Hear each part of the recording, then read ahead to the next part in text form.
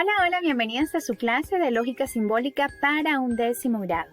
En esta primera lección estaremos estudiando y estaremos haciendo una breve introducción a la lógica.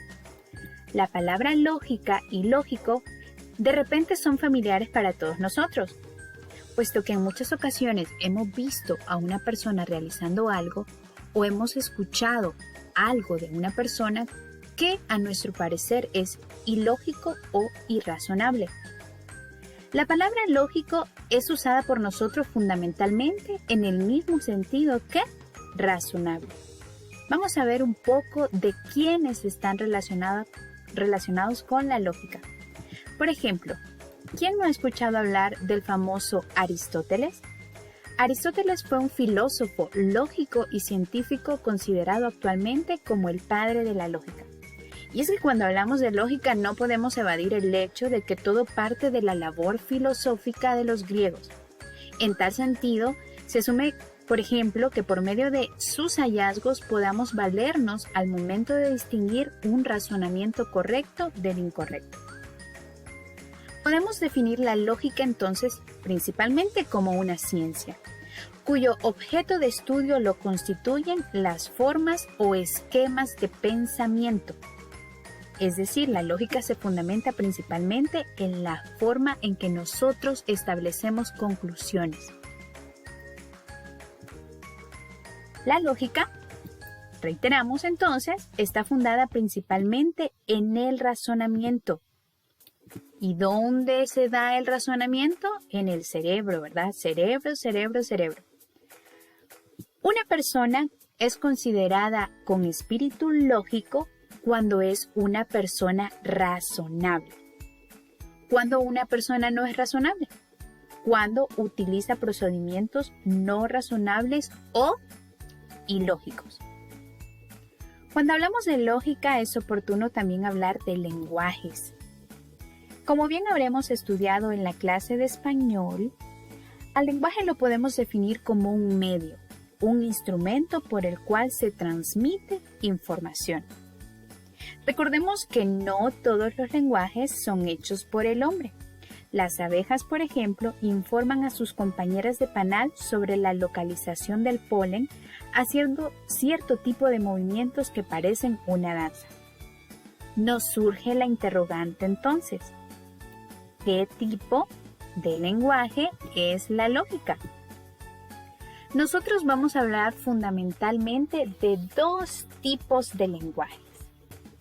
El lenguaje natural, que es ese que aprendemos de forma espontánea y que empleamos en nuestra vida cotidiana. Es el que aprendemos de forma innata según la región donde nacemos.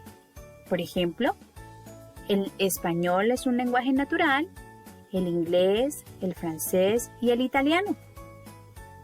Repito, estos son lenguajes naturales porque nosotros los aprendemos de forma espontánea y los empleamos en nuestra vida cotidiana.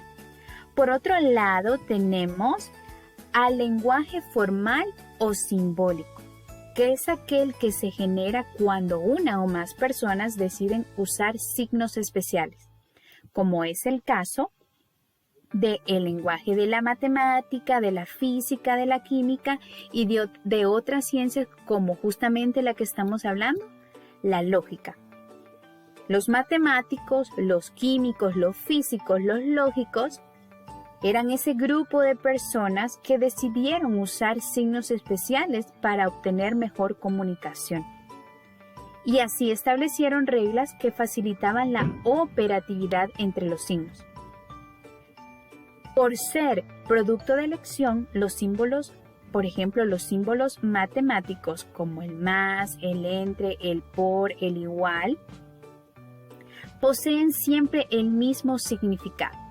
Cuando usted ve un 2, un signo más o un símbolo más y un 7, usted inmediatamente asocia que tiene que realizar una adición. Y esa adición va a ser interpretada de la misma manera aquí y en China. Por lo tanto, en las matemáticas y en la lógica se han establecido un conjunto de símbolos que tienen un significado establecido. Por ejemplo, es muy usual que ustedes en libros vean algunos de los siguientes símbolos. Esos símbolos nos están presentando una información y tienen un significado. Así como usted traduce del inglés al español, nosotros también podemos traducir de la matemática al español. El primer símbolo que tenemos por aquí, lo vamos a señalar. El primer símbolo que tenemos por aquí significa pertenece.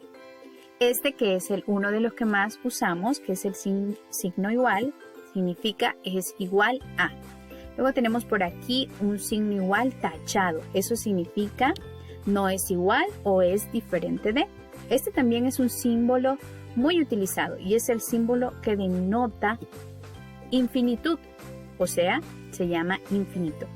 Luego tenemos este símbolo que significa para todo. El que tenemos por aquí significa existe, no existe, vacío.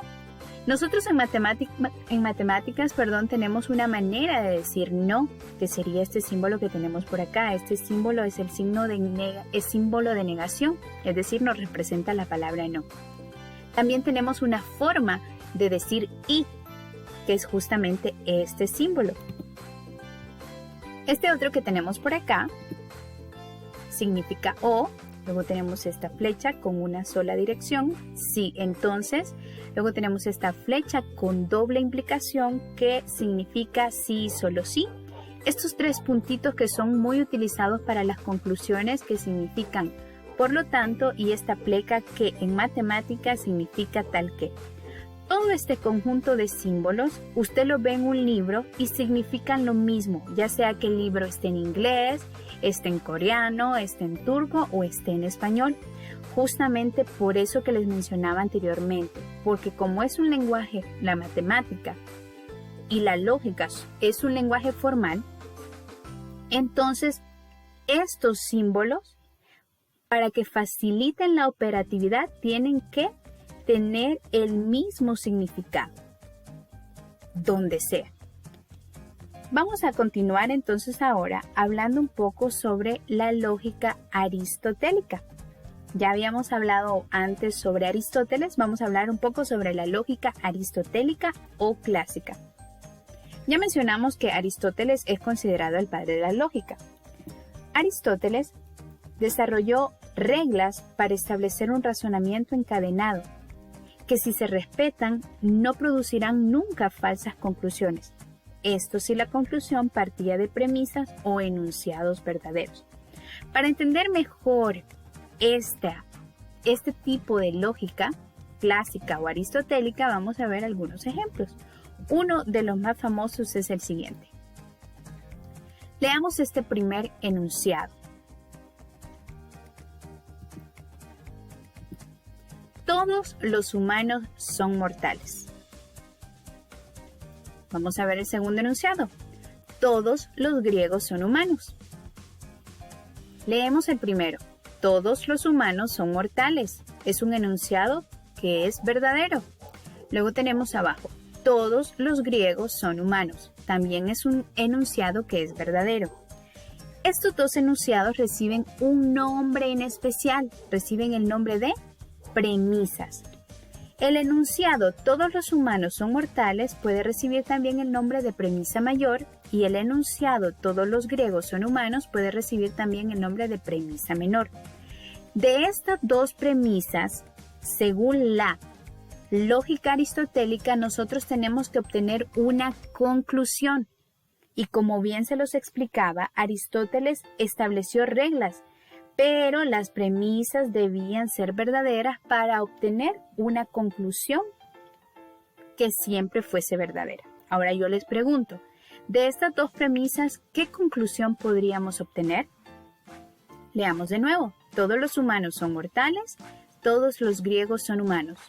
Por lo tanto, todos los griegos son mortales. Y a esto nosotros justamente le llamamos conclusión. ¿De dónde obtuvimos nosotros nuestra conclusión? Justamente de las dos premisas que teníamos aquí arriba. Les pregunto, ¿es esta conclusión verdadera? En efecto, ¿verdad? Todos los griegos son mortales. Vamos a ver un segundo ejemplo. Leamos el primer enunciado. Todos los árboles son plantas. Segundo enunciado, el pino es un árbol. Ya sabemos que todos los árboles son plantas y el pino es un árbol, reciben el nombre de premisas. Todos los árboles son plantas es mi premisa mayor y el pino es un árbol es mi premisa menor. Les pregunto, ¿a qué conclusión podemos llegar de estas dos premisas que son verdaderas? En efecto, podemos llegar a la conclusión que el pino es una planta. Este enunciado recibe el nombre de conclusión. Todos los árboles son plantas, el pino es un árbol, entonces el pino es una planta. Y es justamente lo que hacía Aristóteles. Establecía un razonamiento encadenado que si se respetaba no iba a producir nunca falsas conclusiones. Porque como podemos ver en otros ejemplos, las conclusiones han sido verdaderas en ambos casos. ¿Pero de qué depende que la conclusión sea verdadera en ambos casos? Que las premisas con las que llegamos a la conclusión también sean verdaderas. Y esta era la manera en que Aristóteles empleaba su lógica aristotélica o clásica.